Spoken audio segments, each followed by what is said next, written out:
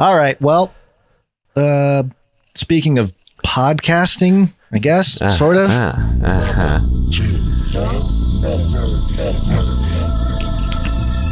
We're entering a new world. And according to Politico.com, headline, introducing the gross Metaverse product.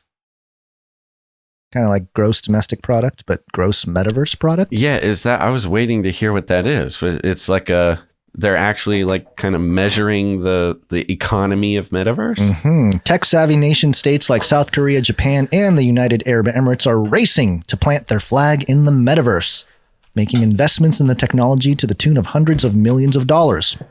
I think it's actually in the billions now. Yeah. But how do you measure real-life success, the effectiveness of such a massive investment in a world that hardly exists yet? Dubai thinks it has the answer, announcing last week at its Dubai Metaverse Assembly that the Emirate will now be tracking its, quote, gross Metaverse product. What, one might ask, will comprise that metric? The details are still fuzzy. A minister said only that Dubai will, quote, be able to create billions of dollars in returns from Dubai without people being physically in the Emirate, but experiencing it in the Metaverse. So going to websites online. No, Gons. Experiencing the, sensory. Yeah, okay, yeah, sensory. Yeah, let me sit in my sensory deprivation tank, put on the headset, and I'm on a building in Dubai, baby. I'm partying. Yeah. And the GMP, they got it there. It's not the GDP, it's the GMP, will include tourism, retail, real estate, and government services, among other things.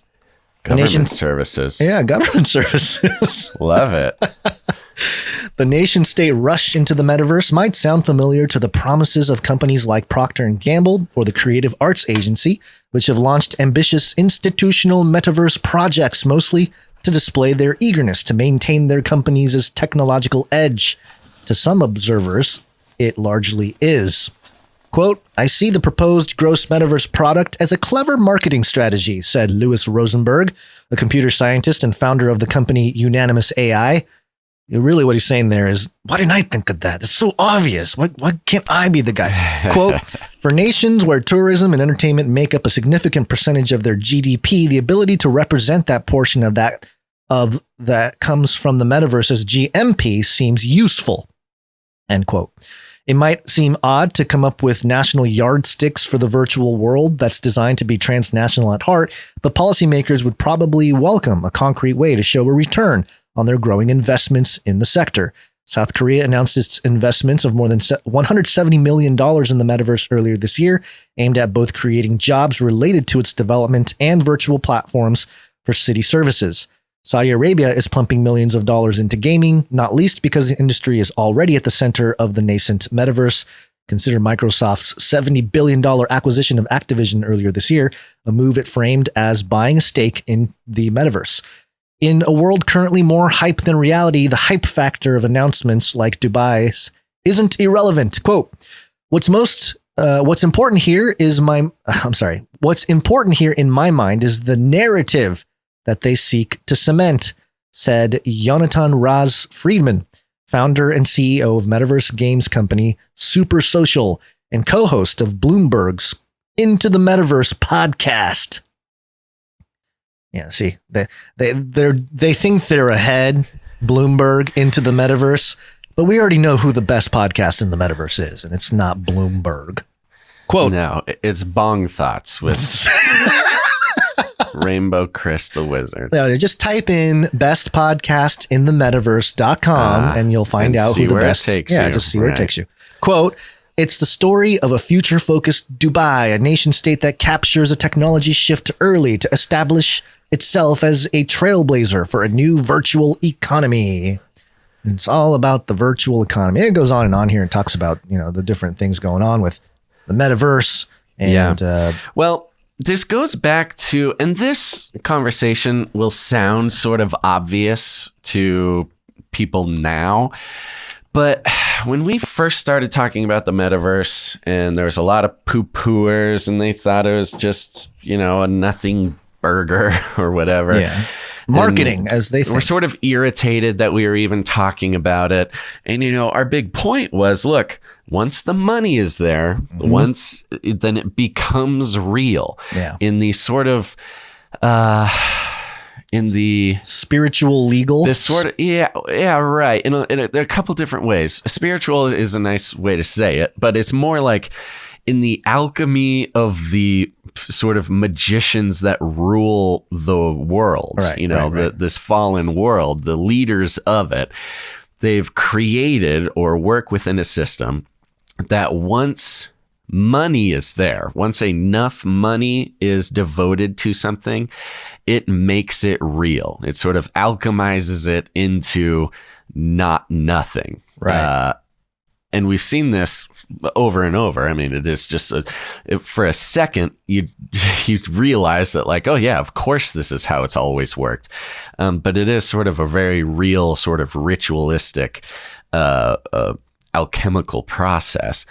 And the metaverse was simply this way. Like, it was nothing. Nobody was working with it. It was all indie companies. It was, the sort of underground game developer type of people. And then, boom, Facebook started getting involved in this and that. And the big Microsoft got in. And Apple started talking about it. And then not just companies, but countries started talking about it. Governments started investing in it. And boom, now we're sort of left in this reality where somehow the timeline has veered so far, mostly and almost exclusively because of people deciding to put money in it, that it is now the most important thing for the future of humanity, according to the people who are invested.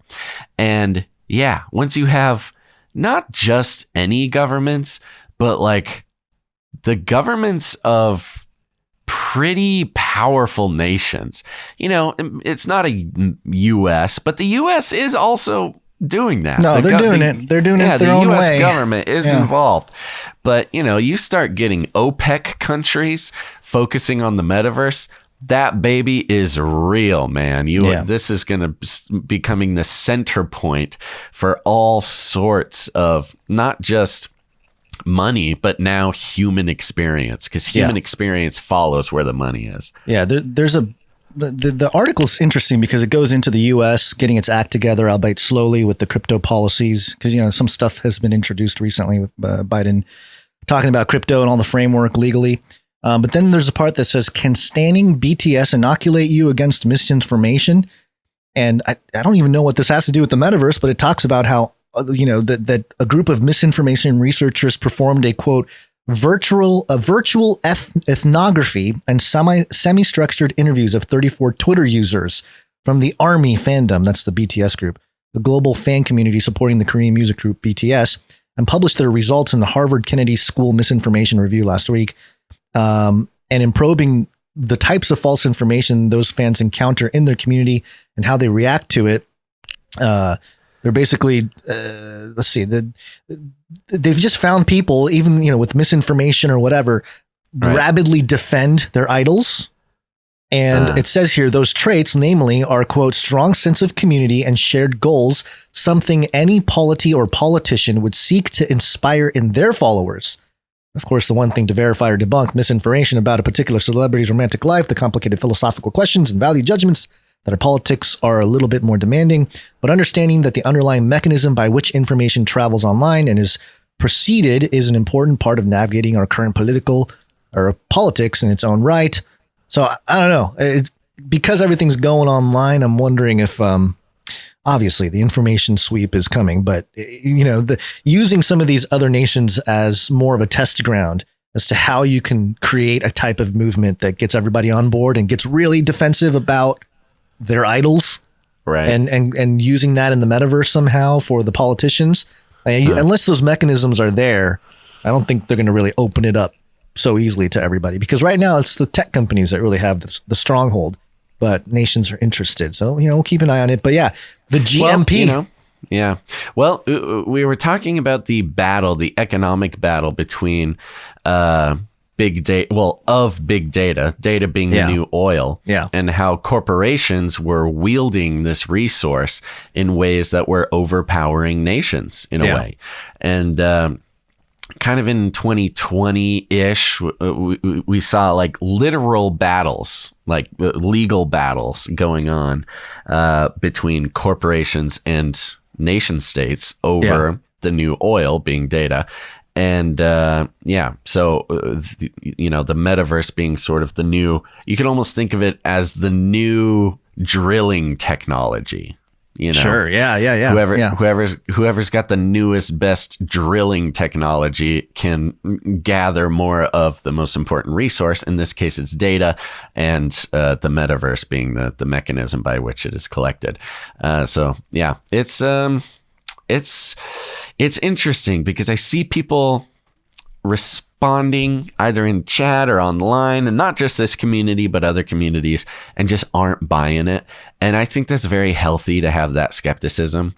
But just remember that same skepticism people had about the internet. They had the same skepticism about computers. Why would I need a computer in my house? Well, and then look what they're doing to society for a large population to not just want to be in the metaverse, but almost prefer it over some kind of, human interaction, especially when there's a pandemic or some kind. Exactly. They've proven that they can keep most people inside. Yeah. And for 2 years, at least. And if you keep most people inside for 2 years, you give them one way to interact with the outside world, the metaverse. I think they saw over the past 2 years, they can do it. They can force use in it, and all they got to do is build it out now and wait for the next chance to make it the only way to interact with the world. And Dubai's trying to get ahead of the game there. Mm-hmm.